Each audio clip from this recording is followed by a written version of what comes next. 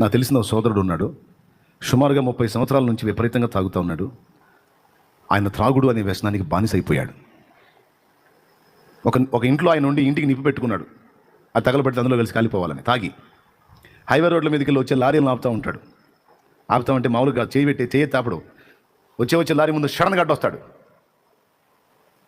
ఎందుకు సావాలని తాగి. అలాంటి మనిషి. నేను వాళ్ళ ఇంటికి దగ్గర కోటను పెడితే నేను ఏసై పాట పాడుతుంటే ఆ పాటకి స్టెప్పులు వేస్తున్నాడు ఆయన. అది కూడా ఆయన ఎక్కడో దూరంగా ఉండేస్తే పర్లా, నా టేబుల్ దగ్గరికి వచ్చి అట్లా పక్కన నిలబడి ఎగురుతున్నాడు. అట్లా అంటున్నాడు. జాతరలు వేస్తారే ఆ స్టెప్పులు ఎగురుతున్నాడు. ఏం చేయాలని నేను కూర్చున్న తమ్ముళ్ళు చెల్లెళ్ళు ఏమని చూస్తున్నారు గుట్టకలు మింగుతా కోపంతో. వాళ్ళకి సైగ చేశా. అతను వాస్తవంగా మద్యం సేవించి ఉన్నాడు. కానీ అతను ఇక్కడికి రాకూడని స్పాట్ ఇది. ఇక్కడికి రాకూడని స్పాట్, రాకూడని స్థలం ఇది. కానీ ఈ స్థలానికి వచ్చి ఎగురుతున్నాడంటే ఏర్పాట్లో ఉన్నాడు. కదిలించవాకండి, కోటం అయిపోనిండని ఆయన ఏమల్లా. బ్రదర్, అద్భుతంగా నాట్యం ఆడుతున్నావు, చాలా సంతోషం. అసలు నువ్వు ఎగురుతుంటే నాకు ఇంకా పాడాలనిపిస్తుంది. అయిపోయి నాకు పాడుకుందాం ఇద్దరు కూర్చొని కూర్చోబెట్టా. ప్రశంసించాను కదా. కూర్చొని చక్కగా దేవుని మాటలు విన్నాడు. ఆత్మలో కార్యం జరిగింది. కూటం అయిపోయిన తర్వాత ఇక స్టెప్పులు ఇలా సైలెంట్గా దగ్గరకు వచ్చాడు. నెత్తి మీద చేయించి ప్రార్థన చేశాను. అప్పుడు నోరు తెరిసి ఒక మాట అన్నాడు.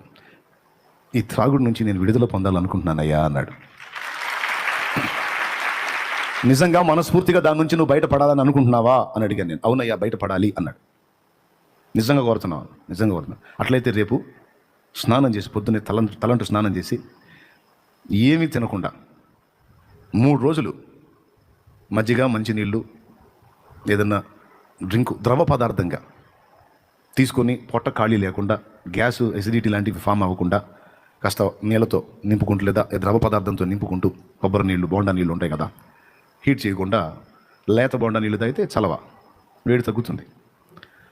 అట్లాంటి ఏదన్నా తీసుకుంటా ఒక 3 రోజులు కఠిన ఉపవాసం చేయగలవా అన్నా. 3 రోజులేగా, ఒక్కోసారి దీని రంజులో పడి వారాలు తినలేదు నేను. 3 రోజులు ఎంత ఉంటా పో అన్నాడు. నేను ఎక్కడికి పోయితే నేను ఇక్కడే ఉన్నా.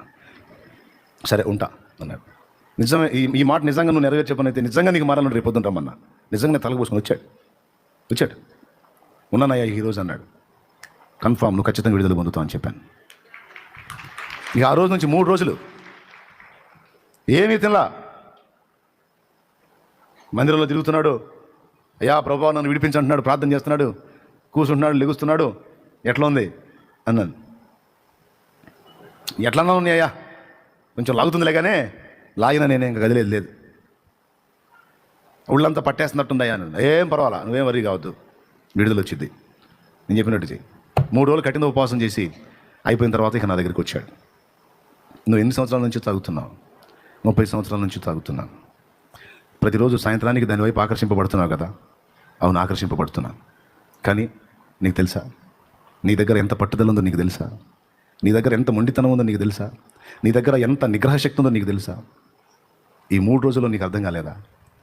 నువ్వు ఇంటికి వెళ్ళి అన్నం పెట్టు అంటే నీ భార్య పెట్టదా? నీ జేబు నిండా డబ్బులు ఉన్నాయి. నువ్వు హోటల్కి వెళ్ళి రుచికరమైన భోజ్యాలు తినలేవా? మార్కెట్లో బళ్ళు ఉన్నాయి, కొనుక్కొని తినలేవా? నీ చేతిలో డబ్బులున్నాయి, ఇంట్లో ఆహారం ఉంది, హోటల్లో ఉంది, మార్కెట్లో ఉంది, ఏది కావాలంటే తెచ్చుకొని తింటానికి డబ్బులు ఉన్నాయి, అన్నీ ఉన్నాయి. కానీ 3 రోజులు అన్నీ అందుబాటులో ఉన్నా టచ్ కూడా చేయకుండా, వాటికి వెళ్ళి కూడా చూడకుండా అలా నిలబడిపోయావంటే ఎంత మొండితనం ఉంది నీ దగ్గర, ఎంత పట్టుదల ఉందో చూడు. ఎక్కడ నువ్వు బానిసమైంది? ఇదే పట్టుదల దాని మీద చూపించన్నా.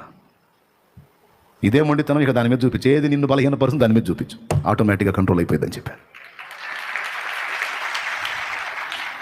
అతనిలో ఉన్నటువంటి ఆ నిగ్రహ శక్తి అనేది దేవుని సన్నిధిని ఆశ్రయించాడు కనుక దాన్ని దేవుడు తన ఆత్మ ద్వారా అభివృద్ధి చేశాడు. దేవుడు మనకు శక్తియు ఇంద్రియ నిగ్రహమును గల ఆత్మనిచ్చింది కానీ పిరిగితనం గల ఆత్మని లేదంటారు కదా. తన ఆత్మశక్తి ద్వారా అతన్ని ఇంకా ఉజ్జీవింపజేశాడు. ఎందుకంటే హృదయపూర్వకంగా దాని నుంచి విడుదల పొందగోరాడు కనుక. ఎన్నేళ్ళ సమస్య అది? పెద్దగా చెప్పండి. 3 ఏళ్ళ? 13 ఏళ్ళ? కావాలని అడుగుతున్నాలే. 30 ఏళ్ళు ఇక దెబ్బకు పోయింది దరిద్రం వదిలి. ఇక అప్పటి నుంచి ఇప్పటిదాకా దేవుని కృపను బట్టి ఇక దాని జోలికి పోలా. చక్కగా దేవుని కృపలో అలాగా తన కుటుంబంతో వర్ధిల్లుతూ ఉన్నాడు. సహజ సిద్ధంగానే దేవుడు ప్రతి మనిషిలో కొంత సెల్ఫ్ కంట్రోల్ అనేది పెట్టాడు. అర్థమైందా? ఏ పాపమైనా అధిగమించడానికి అవకాశం ఉంది. రాజీ పడకూడదు.